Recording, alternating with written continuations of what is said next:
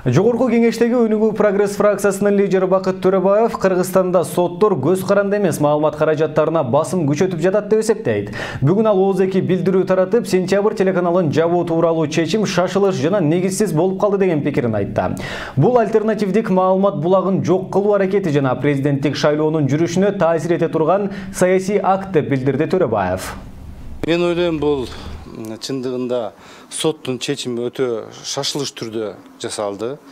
Ар кандай жагдайлар болот, бирок ал маселени кылдаттык мындай мамиле менен жасап чечим чыгарыш керек эле. Биз ар дайым айтып келе атабыз. Бул саясий чөйрөдө ар дайым альтернатива болуш керек.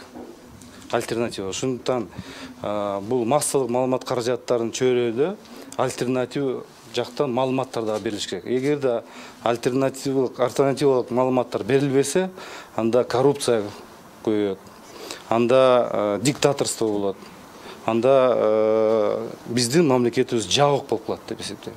Биздин элибиз башка маалыматты укпай калышы мүмкүн. Ошондуктан бул чечим, мен ойлойм, бул туура эмес чечим. Анткени ал аналык берүү системасында берилген маалымат экен, азыр учурда бизде санариптик системада иштеп келатат. Ошондуктан бул жерде тагыраак карап чыгыш керек эле.